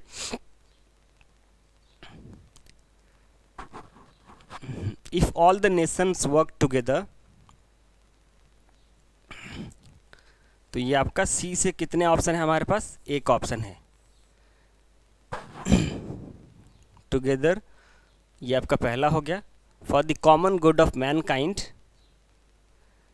And agree to obey all the laws then the world will avoid all future wars. तो ये आपका, ये वाला ऑप्शन आपका सही होगा, C D B and A. Next we have कि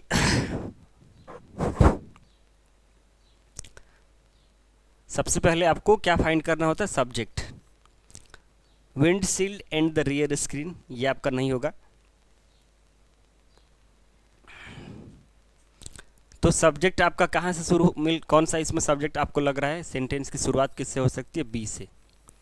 the centre has made it mandatory to, mandatory के बाद टू आता है, ठीक है।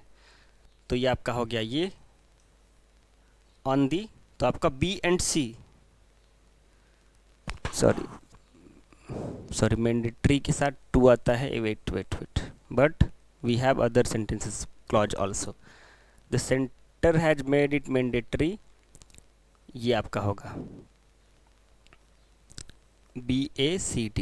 The centre has made it mandatory for the vehicles carrying food items to display all the details on the windshield and the rear screen. तो आपका ये वाला आंसर क्या हो जाएगा, सही हो जाएगा। अब यहाँ पे कुछ क्वेश्चन आपको मिलेंगे सिनोनिम्स से, यानी समानार्थी शब्द, और एंटोनिम्स से। So you have to find the word having similar meaning. Nourish, nourish का मतलब क्या होता है? नरिश का मतलब होता है आपका पालन पोषण करना, ठीक है। और इसी से मिलता जुलता एक वर्ड होता है नर्चर, जो कि आपका ऑप्शन में भी है, और यही वाला ऑप्शन आपका क्या है, सही होगा। बाकी निगेट का मतलब क्या होता है? किसी भी चीज़ को नकारना या मना करना या एक्सेप्ट नहीं करना। Then we have neglect, neglect का मतलब है किसी भी व्यक्ति को नकारना। या then we have native, native का मतलब क्या होता है? देसी या belonging to a particular community या पर्टिकुलर प्लेस, जैसे I am a native speaker of Hindi.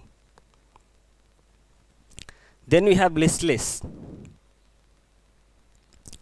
तो यहाँ पे सिमिलर इन मीनिंग, आपको अगेन आपको कैसा वर्ड बताना है? ऐसा वर्ड जो सिमिलर हो। लिस्टलेस का मतलब होता है हु इज नॉट एक्टिव या सुस्त, ठीक। लिवली का मतलब होता है एक्टिव। ब्रिस्क का मतलब भी होता है फुर्तीला, काइंड ऑफ, ये भी आप दोनों एक दूसरे के सिनोनिम्स हैं। इंथुजियास्टिक का मतलब होता है कि a person who is filled with enthusiasm. Enthusiasm का मतलब होता है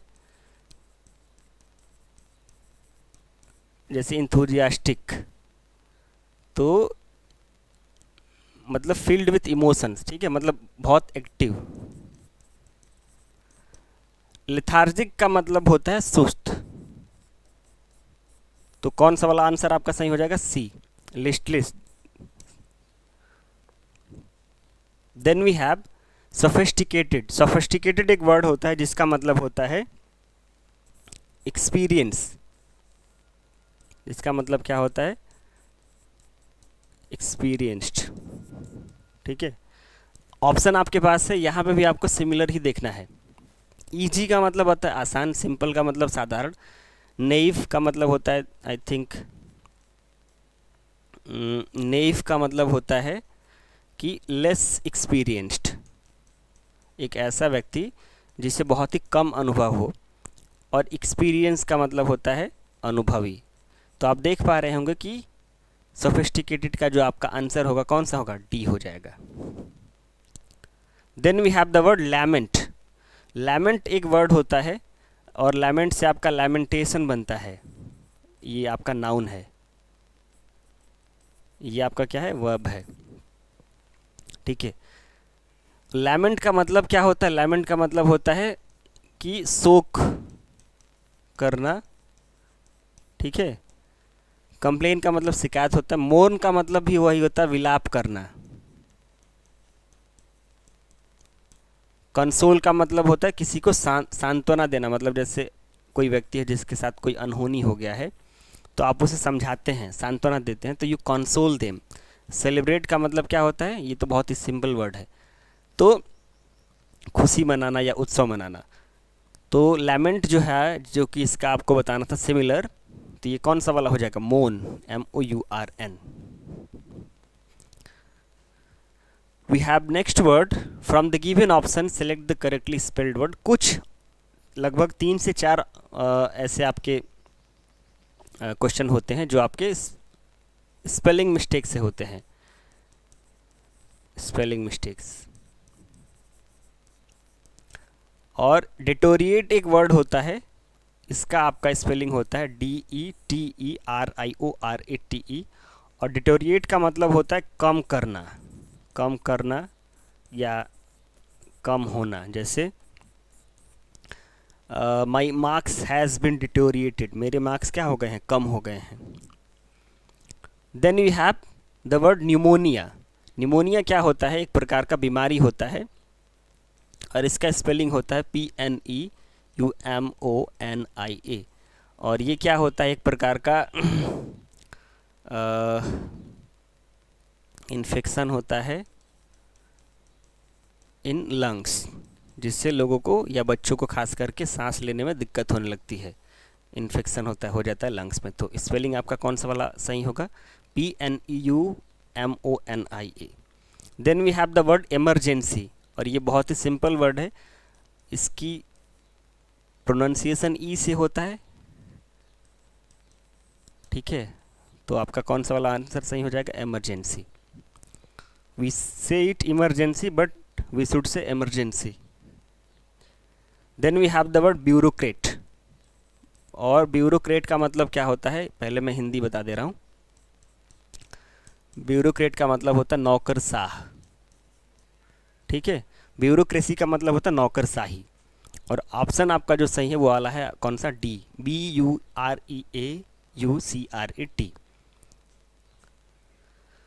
कुछ आपके क्वेश्चन पूछे जाते हैं ईडियम्स एंड फ्रेजेज से, ठीक है। और यहाँ पे आपको ईडियम एंड फ्रेज होता है। कुछ केसेस में क्या होता है कि ईडियम एंड फ्रेज का सेंटेंस में यूज किया जाता है, उस ईडियम एंड फ्रेज को अंडरलाइन कर दिया जाएगा। जैसे मान लीजिए यहाँ पे मैंने लिखा कि I was smelling a rat. तो अब यहाँ पे इसको अंडरलाइन करके पूछेगा कि जो अंडरलाइन ईडियम है, अंडरलाइन फ्रेज है, अंडरलाइन वर्ड्स है, उसका मीनिंग आपको आइडेंटिफाई करना है इन ऑप्शंस में से।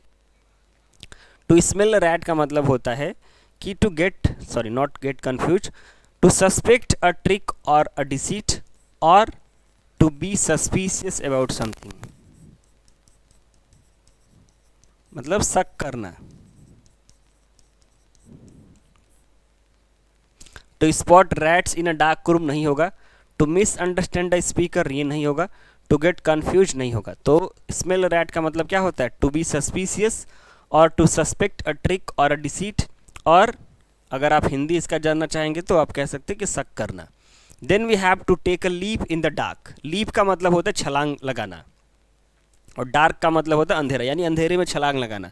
हिंदी में हम लोग बोलते हैं अंधेरे में तीर चलाना, इसके जैसा एक मुहावरा हिंदी में हम लोग यूज करते हैं। तो to perform a secret ritual, आप कोई सीक्रेट रिचुअल परफॉर्म कर रहे हैं, उसके लिए क्या यूज हो सकता है? To jump after the sun had set, जब सूरज डूब चुका होता है तो आप कूदेंगे तो उसको बोलेंगे to take a leap in the dark. चूँकि सूरज डूब चुका है तो अंधेरा है, तो उस समय आप कूदेंगे तो डार्क हो गया है, तो उस वजह से हो सकता है ये। To do something without being certain of the outcome and result, तो आपका आंसर यही वाला सही होगा। जब आपको पता नहीं है किसी भी एक्शन का रिजल्ट क्या होने वाला है, और मोस्ट केसेस में जो आपका अटेम्प्ट होता है वो डेंजरस होता है, मतलब खतरनाक होता है, या उससे आपको हार्म हो सकता है किसी भी, मतलब फिजिकली या फाइनेंशियली या मोरली इमोशनली किसी भी तरीके से। और तब आप जब ऐसा कोई काम करते हैं जब आपको पता नहीं है कि क्या होगा, या मोस्ट प्रोबेबली चांस ये होता है कि आपको नुकसान होगा, तो उस केस में कहते हैं to take a leap in the dark. To pull one's socks up, ठीक है। To pull one socks up का मतलब क्या होता है? टू डिपार्ट, अलग होना। To make an effort to improve one's performance, और to try something new and strange, आप कोई नया चीज़ या कोई अलग चीज़, कोई अजीब चीज़ ट्राई करते हैं उसके लिए यूज करते हैं। और to wear a pair of new socks. तो इसका जो आपका करेक्ट आंसर होगा वो बी होगा, to make an effort to improve one's performance. मान लीजिए आपके मार्क्स किसी एग्ज़ाम में अच्छे नहीं आ रहे हैं, आपके स्कूल के एग्ज़ाम्स में मार्क्स अच्छे नहीं आ रहे हैं, आपको थोड़ा सा और इम्प्रोवाइजेशन की ज़रूरत है, तो वहाँ पे हम यूज कर सकते हैं to pull one's socks up, या you need to pull your socks up, ऐसा हम किसी को कह सकते हैं कि तुम्हें और भी इम्प्रूवमेंट की ज़रूरत है। Then we have the phrase to lose face.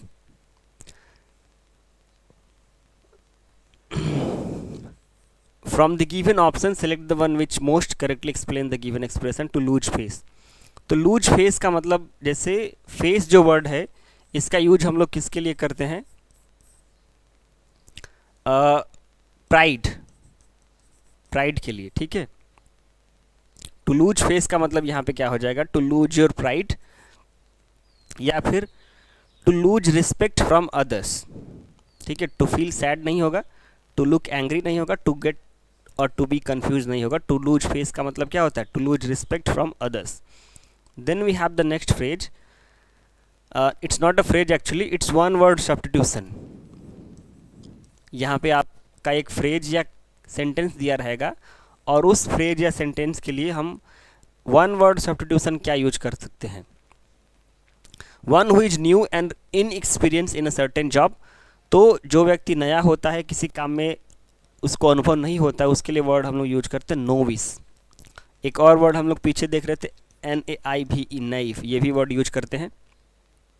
Namesake का मतलब होता है कि हम नाम, एक ऐसा व्यक्ति जिसका नाम आपका नाम सेम होता है। वर्सेटाइल का मतलब होता है a person having experience in multiple fields, एक ऐसा व्यक्ति जिसे अलग अलग फील्ड्स, अलग अलग सब्जेक्ट्स का नॉलेज है, तो उसको हम लोग बोलते हैं ही इज वर्सेटाइल। वेटरन का मतलब ही होता है अ एक्सपीरियंस्ड पर्सन, स्पेशली जो जिसका एक्सपीरियंस किस में हो? आर्मी में हो। Then we have the word one who hates mankind, ठीक है, एक ऐसा व्यक्ति जिसे मानवता से नफरत है, तो for that we use the word misanthrope. और कहीं भी आपको अगर एंथ्रोप वर्ड दिखेगा तो इसका रिलेशन कहीं ना कहीं किससे होता है? ह्यूमन बीइंग से होता है। और अगर आपको मिस वर्ड दिखता है MIS, तो इसका मतलब किससे होता है? हेट से होता है, ठीक है। जैसे एंथ्रोप से आपका वर्ड बनता है एंथ्रोपोलॉजी या एंथ्रोपोलॉजिस्ट, ठीक है, यानी study of human civilization. Then we have the misologist. Misologist का मतलब होता है एक ऐसा व्यक्ति हु हेट्स लॉजिक और science. We have sadist. Sadist का मतलब होता है, अगर आप इसका हिंदी जानेंगे तो शायद पर पीड़क होता है, नॉट शायद मतलब कंफर्म है, एक ऐसा व्यक्ति who gets pleasure by punishing others, एक ऐसा व्यक्ति जो दूसरों को चोट पहुंचा के आनंद की प्राप्ति करता है, या जो उसे अच्छा लगता है दूसरों को परेशान करता है, तो ये दूसरों को वो चोट पहुंचाता है। तो इस प्रकार के व्यक्ति को हम लोग बोलते हैं सैडिस्ट। और नार्सिस्ट का मतलब होता है a person who is obsessed with self love, जो व्यक्ति जिसे लगता है कि मैं ही सबसे ज़्यादा अच्छा हूँ, तो उसको हम लोग बोलते हैं नार्सिस्ट। और एक प्रकार का साइकोलॉजिकल डिसऑर्डर भी होता है, नार्सिस्टिक पर्सनालिटी डिसऑर्डर।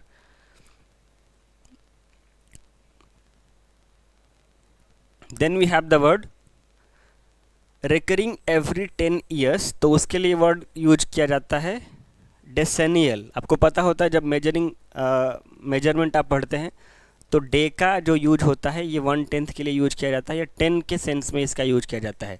देन आपका सेंटी जो यूज किया जाता है 100 के सेंस में यूज किया जाता है। और बाई यूज किया जाता है किसके सेंस में? 2 के सेंस में। तो सेंटेनियल्स का मतलब होता है रिकरिंग आफ्टर 100 ईयर्स, बाइनियल का मतलब रिकरिंग आफ्टर 2 ईयर्स, डेसेनियल का मतलब recurring after 10 years, and quad का मतलब होता है 4, और क्वाड्रेनियल का मतलब होता है रिकरिंग आफ्टर 4 ईयर्स। तो आपका आंसर कौन सा सही हो जाएगा? ए वाला। Then we have the word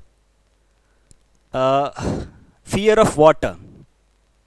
तो फियर ऑफ वाटर के लिए एक वर्ड यूज होता है हाइड्रोफोबिया। हाइड्रो वर्ड अगर आपको कहीं पे देखने को मिलता है तो इसका मतलब कि उस वर्ड का रिलेशन कहीं ना कहीं पानी से है। तो हाइड्रोफोबिया एक वर्ड होता है जो फियर ऑफ वाटर को रिप्रेजेंट करता है। Then we have kleptophobia and hedonophobia. Kleptophobia का मतलब होता है फियर ऑफ थेफ्ट, चोरी का डर। जैसे अगर किसी व्यक्ति को लगे कि मेरा सामान चोरी होने वाला है, वैसे चोरी का डर बहुत ही सामान्य बात है, लेकिन अगर आपको आवश्यकता से ज़्यादा डर लगने लगे तो it means you have kleptophobia. Then we have the word hedonophobia and hodophobia. Hedophobia में क्या होता है? फियर ऑफ ट्रैवल, आपको यात्रा करने से डर लगता है, कहीं पे जाने से डर लगता है। And we have the word hedonophobia, ये होता है आपका फियर ऑफ प्लेजर। अब प्लेजर के लिए कोई व्यक्ति क्यों डरेगा? क्योंकि because of some religious reasons, जैसे मान लीजिए किसी व्यक्ति को लगता है कि हमें अपने जीवन में ज़्यादा आनंद या ज़्यादा मौज मस्ती करने की ज़रूरत नहीं है, क्योंकि हमारा जो जीवन है वो भगवान के प्रति समर्पित है, ठीक है। और भगवान हर धर्म में कुछ ना कुछ रूल बनाए हैं कि व्यक्ति को ये काम नहीं करना चाहिए, ऐसे रहना चाहिए। तो कुछ ऐसे व्यक्ति होते हैं जिन्हें इस बात का बहुत डर होता है कि अगर ये काम करेंगे तो उस धर्म के हिसाब से उन्हें मतलब ये गलत है या उन्हें नरक की प्राप्ति होगी। मतलब इस प्रकार का जब दिमाग में उनके भ्रम या डर बैठ जाता है कि वो किसी भी चीज़ का आनंद नहीं उठा पाते, तो उस प्रकार के फियर को बोलते हैं hedonophobia. Then we have the word, यहाँ पे कुछ आपके फिगर ऑफ स्पीच से रिलेटेड वर्ड्स हैं। फिगर ऑफ स्पीच से रिलेटेड कुछ फ्रेजेस हैं, कुछ क्वेश्चंस हैं। फिगर ऑफ स्पीच को आप सबको पता होगा कि हिंदी में हम लोग अलंकार बोलते हैं। Matthew met Michael at the mayor's moon, तो हिंदी में भी एक अलंकार होता है जिसमें जो शुरुआत के जो कॉन्सोनेंट्स होते हैं उनकी आवृत्ति बार बार होती है, ठीक है। इंग्लिश में भी एक ऐसा ही फिगर ऑफ स्पीच होता है जिसमें जो हर वर्ड के, या आप यूँ कह सकते हैं कि वर्ड्स के जो शुरू के जो कॉन्सोनेंट होते हैं वो बार बार रिपीट होते हैं, और इस प्रकार के फिगर ऑफ स्पीच को हम लोग बोलते हैं अलिट्रेशन, ठीक है। तो ये आपका कौन सा हो जाएगा? डी हो जाएगा। Then we have the word Chandu's uniform fits him like a glove, तो जब कंपैरिजन होता है, कंपैरिजन के लिए दो फिगर ऑफ स्पीच यूज किया जाता है, एक होता है आपका सिमिली और दूसरा होता है मेटाफर। और दोनों में कंपैरिजन होता है, बट मेटाफर क्या होता है? एक प्रकार का इम्प्लाइड सिमिली होता है। इम्प्लाइड सिमिली का मतलब कि इसमें कंपैरिजन के लिए कोई वर्ड नहीं आप यूज करते हैं, और सिमिली में कंपैरिजन के लिए वर्ड यूज किया। जैसे अगर हम यहाँ पे लिखें कि he fought as a lion, वो एक शेर की तरह लड़ा, तो यहाँ पे जब एज वर्ड आ गया है, कंपैरिजन के लिए कोई वर्ड जब आ जाएगा तो वहाँ पे फिगर ऑफ स्पीच कौन सा होगा? सिमिली होगा। और अगर इसी सेंटेंस को हम ऐसे कहें कि he was a lion in the battlefield, तो यहाँ पे कंपैरिजन के लिए कोई वर्ड यूज नहीं किया गया, उस व्यक्ति को शेर मान लिया गया है, तो यहाँ पे आपका क्या होगा? मेटाफर होगा। तो जब लाइक वर्ड आ गया है तो यहाँ पे क्या होगा? सिमिली होगा, मेटाफर नहीं होगा। पर्सनिफिकेशन में क्या होता है? किसी नॉन लिविंग थिंग को, किसी आइडिया को, किसी कॉन्सेप्ट को ऐसे पोर्ट्रे किया जाता है जैसे कि वो कोई लिविंग थिंग हो। ऑक्सीमोरन में दो ऑपोजिट आइडियाज़ को एक ही सेंटेंस में एक साथ किया जाता है। Then we have the word Tom and Jerry share a love hate relationship. तो अभी पिछले वाले स्लाइड में हमने आपको बताया कि जब दो ऑपोजिट या दो कॉन्ट्ररी आइडियाज़ को एक ही सेंटेंस में यूज किया जाता है तो वहाँ पे ऑक्सीमोरन होता है। तो यहाँ पे आपका कौन सा फिगर ऑफ स्पीच होगा? Oxymoron. Tom and Jerry share a love hate relationship, प्रेम और नफरत दोनों एक ही सेंटेंस में आ गया, तो यहाँ पे क्या होगा? आपका ऑक्सीमोरन होगा। और 46 है all the word is a stage. ये जो फ्रेज है ये यूज किया गया है किसके द्वारा? शेक्सपियर द्वारा, ठीक है। All the word is a stage in we people are as a actors, ऐसा कोई फ्रेज है। तो यहाँ पे क्या है? पूरे संसार को स्टेज मान लिया गया है, तो यहाँ पे आपका क्या है? मेटाफर है। अगर इसी सेंटेंस को ऐसे लिखा जाता है कि all the word is like a stage, तो वहाँ पे सिमिली हो जाता है। Then you have to find the opposite word liability, और लायबिलिटी के साथ एक वर्ड यूज किया जाता है एसेट, ठीक है। और एसेट को हिंदी में क्या बोलते हैं हम लोग? पूंजी। लायबिलिटी का मतलब क्या होता है? एक ऐसा पोजीशन, एक ऐसी वस्तु जो आपके पास है और उसके लिए आपको क्या करना पड़ता है? आपको पे करना पड़ता है हर किसी पर्टिकुलर पीरियड ऑफ टाइम के बाद, तो वो लायबिलिटी होता है। जैसे अगर आपके पास मोबाइल है तो वो एक लायबिलिटी है, अगर आपके पास 1 बीघा ज़मीन है तो वो आपकी क्या है? एसेट है, ठीक है। बाकी के वर्ड आपके बहुत सिमिलर सिंपल मीनिंग वाले हैं। Then we have the word stringent, और स्ट्रिंजेंट का मतलब होता है कठोर, ठीक है। वेहिमेंट का मतलब होता है एक ऐसा व्यक्ति जो प्रेम में या जो किसी भी चीज़ को लेके बहुत, इसको अगर आप हिंदी में अगर आप इसका अनुवाद करें, मुझे याद आ रहा तो लवलीन होता है। ठीक है, सीवियर का मतलब होता है बहुत ही, जनरल का मतलब आपका हो जाएगा साधारण, लीनियंट का मतलब होता है उदार, सीवियर का मतलब एक प्रकार से कठोर होता है। यहाँ पे आपको क्या बताना था, ऑपोजिट बताना था। स्ट्रिंगेंट का मतलब कठोर होता है, तो लीनियंट का मतलब क्या होता है, उदार, और ये आपका क्या हो जाएगा यहाँ पे ऑपोजिट वर्ड हो जाएगा। Then we have the word conscientious, और कंसाइंटियस का मतलब होता है केयरफुल, एक ऐसा व्यक्ति जो क्या है अपने काम को लेके बहुत ही केयरफुल है। म्यूचुअल का मतलब होता है बराबर, मतलब दोनों तरफ से चीज़ें जब एक जैसी होती हैं। Then you have the word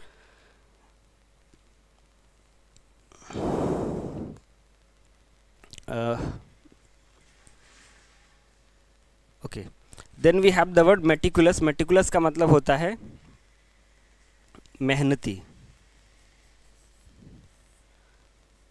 irresponsible का मतलब होता है केयरफुल, का ही ये ऑपोजिट आप देख पा रहे होंगे। तो यहाँ पे आपका कौन सा वाला आंसर सही हो जाएगा, सी वाला। और स्क्रैपलेस का मतलब होता है ऑनेस्ट। ठीक है, तो ऑपोजिट जो कि पूछा गया था, तो इसका हो जाएगा आपका C. Then this is going to be the last question, perennial, PERENNIAL। तो पेरेनियल का मतलब होता है सदाबहार या हमेशा रहने वाला, और इसी का ऑपोजिट है आपका सीजनल। ठीक है, तो ये आज के आपके 50 क्वेश्चंस थे। ठीक है, जो PYQs था आपका, ये पूछे गए थे 2022 का जो CUET एग्ज़ाम हुआ था उसमें। नेक्स्ट क्लास में हम कोशिश करेंगे कि अगला PYQs भी आपके साथ डिस्कस किया जाए। और इस यहाँ तक अगर आप वीडियो में जुड़े हैं, आपको ये कंटेंट यानी ये क्लास अगर आपको अच्छा लगा तो आप इसे लाइक कर लीजिएगा, चैनल को आप सब्सक्राइब कर लीजिएगा, ताकि एडमिशन से रिलेटेड आपको कोई भी जानकारी हो आपको सबसे पहले मिल जाए। क्लासेस के अलावा एडमिशन से रिलेटेड कोई भी जानकारी होती है, एडमिशन के फॉर्म भरने से लेकर काउंसलिंग तक, वो सारी जानकारी आपको हमारे चैनल पर सबसे पहले प्रोवाइड कराई जाती है। तो आप कोशिश करिए कि चैनल को सब्सक्राइब कर लीजिए। अगर आपको कंटेंट अच्छा लगा तो आप इस वीडियो को लाइक कर सकते हैं, अपने बाकी मित्रों को भी भेज सकते हैं। अंत में आपको ये बताना चाहूँगा कि अगर आप हमारे कोर्स के साथ जुड़ना चाहते हैं तो आप हमारा ऐप पे यानी प्ले स्टोर पे ये एप्लीकेशन डाउनलोड कर सकते हैं। अगर आपको कोई समस्या हो रही है कोर्स परचेज़ करने में, या कोई जानकारी अगर आपको कोर्स के अलावा भी चाहिए, कोई गाइडेंस भी अगर आपको चाहिए, तो भी आप इस नंबर पे कांटेक्ट कर सकते हैं। ठीक है, और सबसे कम कीमत पे हमारा जो कोर्स है वो लॉन्च हुआ है। इसी के साथ मैं आप लोगों से लेना चाहूँगा विदाई। धन्यवाद।